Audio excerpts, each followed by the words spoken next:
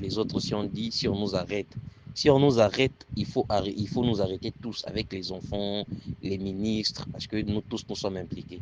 Les enfants de la famille Sassou, les ministres, là, nous allons accepter. Mais si on choisit des gens qu'ils doivent arrêter et on épargne, on laisse leurs enfants et leurs proches, on ne va pas accepter, tout le monde va tomber, Oyekoya et Ya. Vous voyez la situation qui prévaut à Brazzaville, situation liée au détournement massif des deniers publics au trésor public. Cette affaire est un signe, hein, est un signe annonciateur patent de la fin du règne de Sassou. C'est vrai qu'on en a parlé, on a commencé à parler de ça il y a longtemps, mais cette fois, c'est un signe majeur qui annonce l'effondrement du régime de Sassou. Et si je puis prédire, je dirais Sassou, le régime de Sassou tombe dans 2 mois, en juin, le mois de juin. Je ne suis pas un prophète, encore moins un homme d'église, mais d'après ce qu'on voit, la lecture des événements, la lecture des faits politiques actuels, c'est fini pour le pouvoir de Denis Sassou Nguesso. Ça, je peux vous le garantir. Qu'est-ce qui se passe réellement, mon vieux? Il y a qu'à affaire Dongou. Dongou, le petit Dongou Zidane qui est en fuite en France actuellement. En fait, cette affaire est à trésor public. Tout le monde est impliqué. Tout l'État, toutes les institutions de la République sont impliquées. Sur les dossiers fictifs, les comptes fictifs, tout le monde, je vous dis. Mais d'où ça vient? Pourquoi aujourd'hui on en fait? Parce que ça n'a pas commencé aujourd'hui, hein? Cette affaire des comptes fictifs, des virements fictifs. En fait, le trésor public, y compris le directeur Gungondo, qu'on semble des douaniers, mais tout le monde est impliqué. C'est une affaire qui a commencé il y a longtemps, depuis 2014 environ. Et donc aujourd'hui, si on en parle, si c'est sorti, si l'affaire devient publique, il faut qu'il y ait des têtes, il faut qu'il y ait des hautes personnalités, hein, d'après ce qu'ils disent, il faut qu'il y ait des hautes personnalités qui doivent tomber. Bon, des hautes personnalités pour eux, je ne sais pas, ils appellent des directeurs généraux, bon, bref. Mais l'affaire vient de la CEMAC, en fait, hein, de la Banque centrale, de la CEMAC. Récemment, à Oyo, là, il y avait le président de la commission de la CEMAC, Balthazar et Ngonga et Jola, le président de la commission CEMAC. Il est venu, il a rencontré Sassou à Oyo. Il est venu avec plusieurs dossiers impliquant carrément le Congo-Brazza, parce que il faut savoir que le Congo-Brazza est le pays le plus endetté de la CEMAC, le plus endetté, et jusqu'aujourd'hui, on vivait, si on s'en sortait sur le plan des finances, c'était grâce à la solidarité des 5 autres pays de la CEMAC, membres de la CEMAC. Donc aujourd'hui, la CEMAC a décidé que le Congo-Brazza doit assainir le système public, le système financier, son système financier public.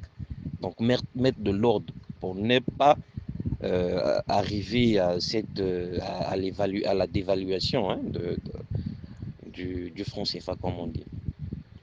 Et donc, la CEMAC fait la pression à Denis Sassou Nguesso à Oyo. On lui dit, il faut arrêter, il faut assainir, surtout le trésor public.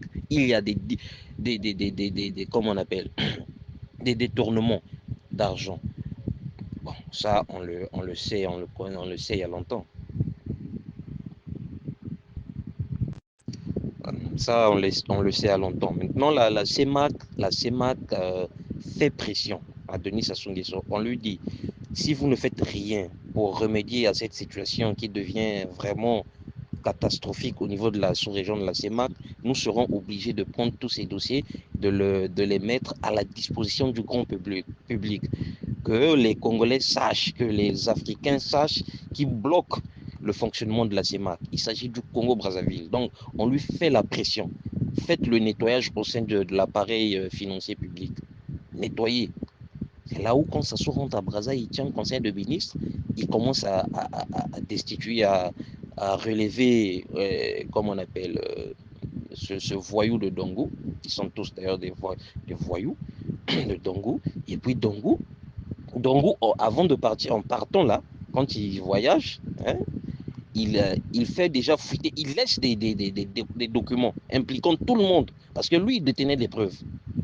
Et il dit, au cas où il arrivait quelque chose, par exemple, il arrivait quelque chose, il va, il va tout mettre à la portée des Congolais sur les réseaux sociaux.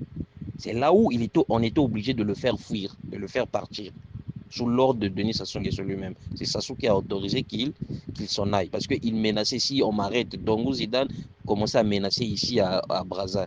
Si on vient m'arrêter, je vais faire fuiter tous les dossiers. Des comptes fictifs, tout le monde, l'implication de tout le monde, les ministres, les directeurs généraux, tout le monde. Et donc, Sassou lui-même, tout le monde. Voilà comment on autorise Dongo Zidane de quitter le pays. Parce qu'il disait, lui, il ne veut pas être traîné devant la justice, parce que nous avons tous volé. Et donc, de l'autre côté, la dame Moya, je ne sais pas, Mouyaya ou Moya, l'autre dame, l'autre DGA, elle aussi, quand on l'a interpellée, elle dit, elle aussi, elle détient des preuves contre tout le système. Si on l'arrête, elle aussi, elle fait la même menace. Elle brandit la même menace, elle dit que si on vient m'arrêter là, c'est fini. Moi, je mets dehors les secrets, l'implication de tout le monde. Et donc, Sassou est obligé, là, je vous dis, il doit arrêter des gens. Il doit arrêter des gens pour garantir, hein, pour prouver à la CEMAC que non, je commence le nettoyage, je vais assainir l'appareil financier public du Congo. Mais de l'autre côté, comme je disais tantôt, ça grogne déjà. Ça grogne. On dit, moi, il y a eu des réunions, hein, hier, avant-hier, plusieurs réunions. Ils disent que nous, on ne va pas accepter qu'on nous arrête seuls.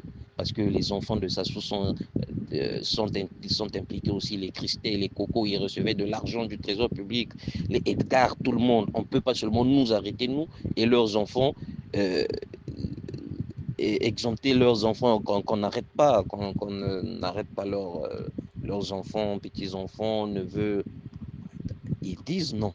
Si c'est comme ça, c'est ça, je vous dis, c'est ce qui se dit dans les réunions chez eux. On me fait parvenir des audios.